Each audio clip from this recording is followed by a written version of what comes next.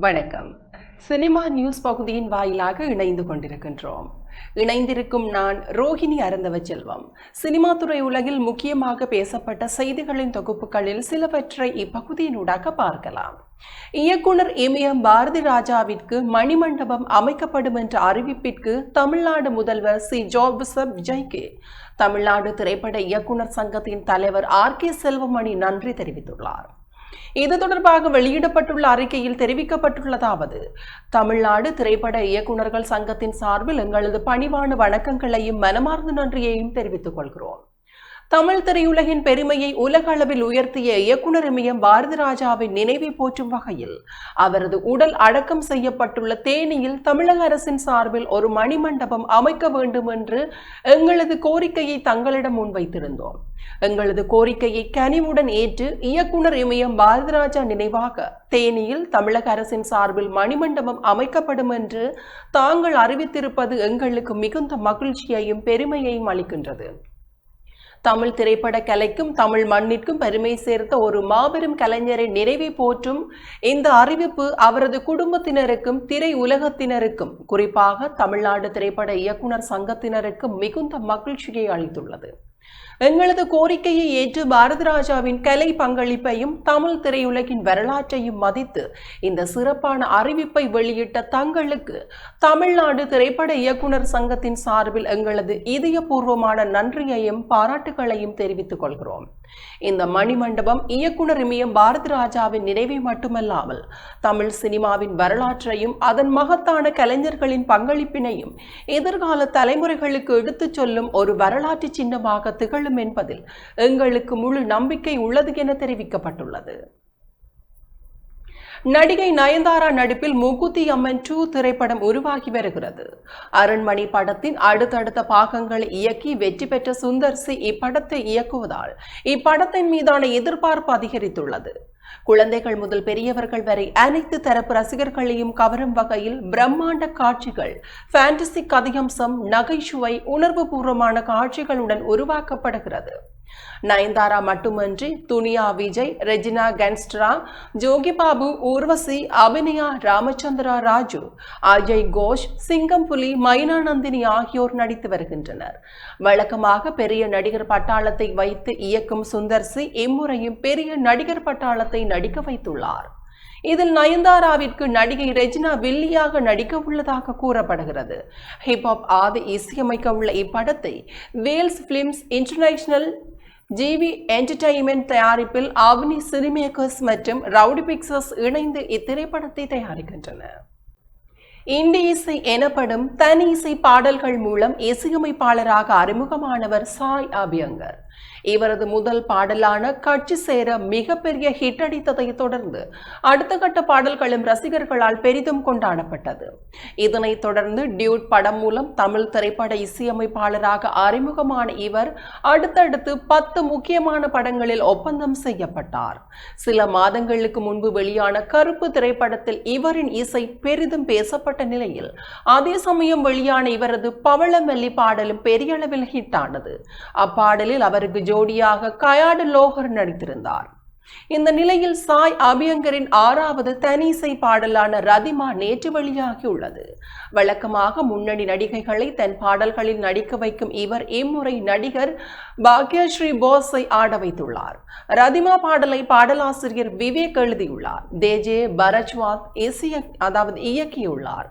இதற்கு அடுத்ததாக சாய் இசையமைத்துள்ளார். விஜய் சேதுபதியின் பதா திரைப்படம் வருகின்ற அக்டோபர் 1ஆம் தேதி அன்று வெளியாக உள்ளதும் குறிப்பிடத்தக்கது. நடிகர் ரஜினியின் காலா திரைப்படத்தில் நடித்து கவனம் பெற்றவர் நடிகை அஞ்சலி பாட்டீல். ஹிந்தி திரைப்படங்களில் நடித்து வருகிறார். தேசிய விருது வென்ற இவர் பல வித்தியாசமான படங்களில் நடித்து வருகிறார். தென்கொரியாவில் நடக்கும் பூசன் திரைப்பட விழாவில் வரும் அக்டோபர் 6ஆம் தேதி இந்த திரைப்படம் ஆசிய பிரிவில் திரையிடப்பட இருப்பதாக அறிவிக்கப்பட்டுள்ளது. இந்த படம் புலம்பெயர்ந்த செவிலியர்கள் படும் கஷ்டத்தை அடிப்படையாக கொண்டு உருவாக்கப்பட்டுள்ளது. ஒளிப்பதிவாளர் பர்கவ் ஸ்ரீதருடன் இணைந்து இந்த படத்தின் கதையை உருவாக்கியுள்ளார் இயக்குனர் ஷைலேஷ் ரத்னகுமார். ஷைலேஷ் ரத்னகுமார் கோயம்புத்தூரில் இருந்து சென்னைக்கு புலம்பெயர்ந்துள்ளார். செல்வி என்ற செவிலியரின் வாழ்க்கையை படமாக எடுத்துள்ளார். இதில் நாயகியாக அஞ்சலி பாட்டீல் அசத்தியுள்ளார் என்பதும் குறிப்பிடத்தக்கது. வைசாக் இயக்கத்தில் பிருத்திவிராஜ் நடிப்பில் மலையாளத்தில் சமீபத்தில் வெளியான கலிஃபா திரைப்படத்தின் மூலம் கதாநாயகியாக அறிமுகமாகியுள்ளார் கைரா வாசுதேவன். தற்போது புதிய படங்களில் நடிக்கவும் ஒப்பந்தமாகி வருகிறார். இது குறித்து கைரா வாசுதேவன் கூறும்போது, கலிஃபா படத்தின் வெற்றியை எனக்கும் பெரிய பிரபலத்தை ஏற்படுத்தி இருக்கிறது. மிகப்பெரிய ஜாம்பவான்களுடன் இணைந்து நடித்தது எனக்கு பெருமையும் கூட. பெரிய நடிகர்களுடன் எப்படி நடிக்கப் போகிறோம் என்ற அழுத்தம் எனக்குள் இருந்தது. ஆனால் பிருத்திவிராஜ், வைசாக் போன்றோர் என் அழுத்தத்தை போக்கி அன்பாக பழகினார்கள், நம்பிக்கையையும் அளித்தார்கள்.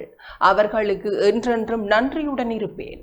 நான் எத்தனை மொழிகளில் பணியாற்றினாலும் மலையாள சினிமாவை விடமாட்டேன். எனக்கு அதுதான் வீடு. நான் இப்போது வேறொரு மாநிலத்தில் இருப்பதாகவே உணரவில்லை. கலிஃபா படக்குழுவினர் எனக்கு அத்தகைய உணர்வை ஏற்படுத்தி தந்துள்ளனர்.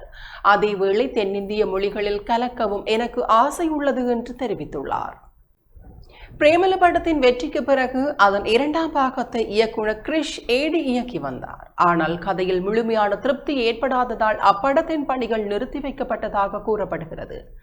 இதனையடுத்து கிரிஷ் ஏடி இயக்கியுள்ள புதிய திரைப்படம் பெத்லஹேம் குடும்ப யூனிட். இப்படத்தில் நிவின் பாலி கதாநாயகனாகவும் மமிதா பைஜூ கதாநாயகியாகவும் நடித்துள்ளனர். ஷியாம், சங்கீத், பிரதாப், வினய் போர்ட் உள்ளிட்டோர் முக்கிய கதாபாத்திரங்களில் நடித்துள்ளனர். பஹத் ஃபாசில், திலீஷ் போத்தன் மற்றும் ஷியாம் புஷ்கரன் ஆகியோர் பாவனா ஸ்டுடியோ சார்பில் இப்படத்தை தயாரித்துள்ளனர். விஷ்ணு விசை இசையமைத்துள்ளார். ஓணம் பண்டிகையை முன்னிட்டு ஆகஸ்ட் 21 வெளியான பெத்லஹேம் குடும்ப யூனிட் திரைப்படம் ரசிகர்கள் மத்தியில் நல்ல வரவேற்பை பெற்று வருகிறது. இந்த நிலையில் இப்படத்தின் 3 நாள் வசூல் குறித்த அறிவிப்பு வெளியாகியுள்ளது. அதன்படி உலகளவில் 3 நாட்களில் ரூபாய் 63 கோடி வசூலித்துள்ளதாக படக்குழு தெரிவித்துள்ளது. காதல் மற்றும் நகைச்சுவை கலந்த கதைக்களத்தில் உருவாகியுள்ள இப்படம் தொடர்ந்து நல்ல வரவேற்பை பெற்று வருவதால் விரைவில் ரூபாய் 100 கோடி வசூலில் இணைந்து கொள்ளும் என எதிர்பார்க்கப்படுகின்றது. இந்த நிலையில் பெத்லஹேம் குடும்ப யூனிட் படம் வரும் செப்டம்பர் 4 தமிழில் வெளியாக உள்ளதாக படக்குழு அதிகாரப்பூர்வமாக அறிவித்துள்ளது. பெத்லஹேம் குடும்ப யூனிட் படத்தின் முக்கியமான காட்சிகளை சமூக வலைதளங்களில் பரப்ப வேண்டாம் என்று படத்தின் நாயகன் நிவின் பாலி ரசிகர்களுக்கு வேண்டுகோள் விடுத்துள்ளார். இது குறித்து தனது எக்ஸ் தள பக்கத்தில் படக்குழு சார்பில் பதிவு ஒன்றை அவர் வெளியிட்டுள்ளார். அதில் உலகளவில் மாபெரும் வெற்றி பெற வைத்த அன்பிற்கு நன்றி. திரையரங்குகளில் குவிந்து படத்தை கொண்டாடும் ரசிகர்களின் இந்த எதிர்பாராத அன்பில் நான் பல மாற்றங்களை கண்டிருக்கின்றோம். ஒரு தாழ்மையான வேண்டுகோள், படத்தின் முக்கியமான காட்சிகளை திரையரங்கினுள் படம் பிடித்து சமூக வலைதளங்களில் பகிர வேண்டாம். படத்தின் அந்த மேஜிக்கை எல்லோரும் திரையரங்கிற்கு வந்து அனுபவிக்கட்டும். அந்த சிறப்பான அனுபவத்தை எல்லோருக்கும் பாதுகாத்து வைத்திருங்கள். திரையரங்குகளில் சந்திப்போம். அன்புடன் பாவனா ஸ்டுடியோஸ் என்று அதில் தெரிவிக்கப்பட்டுள்ளது. கிரிஷ் ஏடி இயக்கத்தில் நிவின் பாலி நடித்திருக்கும் பெத்லஹேம் குடும்ப யூனிட் படம் ஆகஸ்ட் 21 வெளியாகி திரையரங்குகளில் ஓடிக்கொண்டிருக்கின்றது. ரசிகர்களிடமும் நல்ல வரவேற்பை பெற்றுள்ள இப்படத்தில் மமிதா பைஜூ, சங்கீத், பிரதாப், வினய் போர்ட், ஷியாம், மோகன், சுரேஷ் கிருஷ்ணா உள்ளிட்டோர் முக்கியமான கதாபாத்திரத்தில் நடித்துள்ளனர். திரைப்பட படப்பிடிப்புகள் உள்ளிட்ட அனைத்து திரைப்பட பணிகளையும் செப்டம்பர் 1 முதல் நிறுத்தும் முடிவை மறுபரிசீலனை செய்யுமாறு தயாரிப்பாளர்கள் சங்கத்திற்கு பெப்சி வேண்டுகோள் விடுத்துள்ளது. செப்டம்பர் 1 முதல் வெளியாகும் திரைப்படங்களை 8 வாரம் கழித்து தான் OTTயில் வெளியிடுவோம் என தயாரிப்பாளர்கள் கடிதம் கொடுத்துத்தான் அந்த படங்களை திரையிட அனுமதிக்க முடியும் என்று தமிழ்நாடு திரையரங்கு உரிமையாளர் சங்கம் மற்றும் விநியோகஸ்தர்கள் சங்கம் கூட்டமைப்பு முடிவெடுத்துள்ளது. இதை கண்டித்து தமிழ் திரைப்பட தயாரிப்பாளர் சங்கமும் நடப்பு தயாரிப்பாளர் சங்கமும் இணைந்து செப்டம்பர் 1 முதல் படப்பிடிப்புகள் உள்ளிட்ட அனைத்து பணிகளும் நிறுத்தப்படும் என்று அறிவித்தது.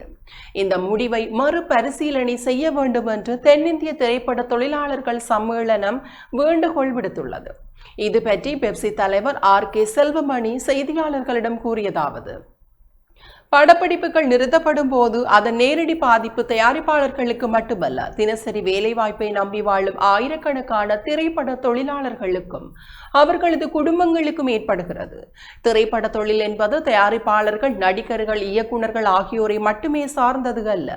பல்வேறு பிரிவுகளை சார்ந்த ஆயிரக்கணக்கான தொழிலாளர்களின் வாழ்வாதாரம் இந்த துறையுடன் இணைந்துள்ளது. எனவே தயாரிப்பாளர்கள் சங்கம் அறிவித்துள்ள செப்டம்பர் 1 முதல் படப்பிடிப்புகள் உள்ளிட்ட அனைத்து திரைப்பட பணிகளையும் நிறுத்தும் முடிவை மறுபரிசீலனை செய்யுமாறு பெப்சி சார்பில் கேட்டுக்கொள்கிறோம். இந்த பிரச்சினையில் அரசு உடனடியாக தலையிட்டு தயாரிப்பாளர் சங்கம், திரையரங்க உரிமையாளர்கள் சங்கம் மற்றும் தொழிலாளர் அமைப்புகளின் பிரதிநிதிகளை ஒருங்கிணைத்து அரசின் முன்னிலையில் முத்தரப்பு பேச்சுவார்த்தையை நடத்த வேண்டும் என்றும் கேட்டுக்கொள்கிறோம். இந்த பேச்சுவார்த்தையின் போது தற்போது சினிமாவில் உள்ள எல்லா பிரச்சனைகளையும் பற்றி பேசி முடிவெடுத்து விட்டால் திரைப்படத்துறை இன்னும் வேகமாக செயல்படாது உதவும். திரைப்படத்துறையை பற்றியும் திரைப்பட தொழிலாளர்களின் வாழ்வாதாரம் பற்றியும் நன்கு அறிந்த தற்போதைய முதல்வர் விஜய் இந்த பிரச்சனையின் தீவிரத்தையும், திரைப்பட பணிகள் நிறுத்தப்படுவதால் தொழிலாளர்களின் வாழ்வாதாரம் பாதிக்கப்படும் என்பதையும் கருத்தில் கொண்டு உரிய நடவடிக்கை எடுக்க வேண்டும் என்று கேட்டுக்கொள்கிறோம். இவ்வாறாக ஆர்.கே. செல்வமணி செய்தியாளர்களிடம் கூறியுள்ளார். அஜய் தேவ்கன் ஹிந்தியில் நடிக்கும் திருஷ்யம் திரைப்படத்திற்கு திருஷ்யம் தி கன்க்ளூஷன் என்று தலைப்பிடப்பட்டுள்ளது. இப்படம் அக்டோபர் 2 அன்று வெளியாகும் என்று அதிகாரப்பூர்வமாக அறிவிக்கப்பட்டுள்ளது. இது குறித்து படக்குழு இன்ஸ்டாகிராம் பக்கத்தில் வெளியிட்டுள்ள பதிவில், ஒவ்வொருவருக்கும் ஒரு விதமான கண்ணோட்டம் உண்டு. என்னை பொறுத்தவரை என் குடும்பமே எனக்கு எல்லாம். திருஷ்யம் தி கன்க்ளூஷன் அக்டோபர் 2 திரைக்கு வர இருக்கிறது என தெரிவித்துள்ளது. அத்துடன் படத்தின் முதல் தோற்ற போஸ்டர் ஒன்றையும் வெளியிட்டுள்ளது. அதில் அஜய் தேவகனின் ஒற்றை கண் அண்மையில் காட்டப்பட்டுள்ளது. அதன் மீது என்னுடைய நிஜம் எனக்கு சரியானது, எல்லாம் என்னுடைய குடும்பம் மட்டும்தான் என்ற வார்த்தைகள் உள்ளன. இந்த 3வது பாகத்திலும் விஜயாக அஜய் தேவகனும் அவரது மனைவியாக ஸ்ரீயா சரணும், ஜிஜி மீராவும் தபுவும் நடிக்க இருக்கிறார்கள். படத்தை அபிஷேக் பதாக் இயக்குகிறார். மோகன்லால் நடிப்பில் வெளியான திருஷ்யம் படத்தொடரின் முதல் பாகம் மலையாளத்தில் 2013 ஆண்டு வெளியானது. அதன் தொடர்ச்சியாக 2022 ஆண்டு 2வது பாகம் வெளியானது. படத்தின் 3வது பாகம் இந்த மே மாதம் திரைக்கு வந்தது. இந்த 3 பாகங்களையும் ஜித்து ஜோசப் இயக்கியிருந்தார். மலையாள படத்தை தழுவி ஹிந்தியில் எடுக்கப்பட்ட திருஷ்யம் படத்தின் முதல் பாகம் 2015 ஆண்டு வெளியானது.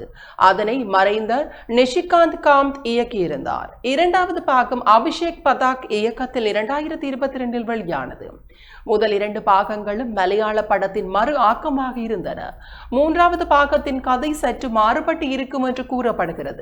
திருஷ்யம் 3 மலையாள திரைப்படத்தின் 4வது பாகம் வரலாம் என்ற குறிப்புகள் கொடுக்கப்பட்டிருக்கும். ஹிந்தி படத்திலும் இந்த யுக்தி இருக்குமா என்று தெரியாத நிலையில் வெளியாகி இருக்கும் படத்தின் தலைப்பு இதுவே இறுதி பாகம் என உணர்த்தி நிற்கின்றது. இத்துடன் சினிமா நியூஸ் நிகழ்வு நிறைவு பெறுகின்றது. தொடர்ந்து நமது செய்திகளோடு இணைந்து கொள்ளுங்கள். வணக்கம்.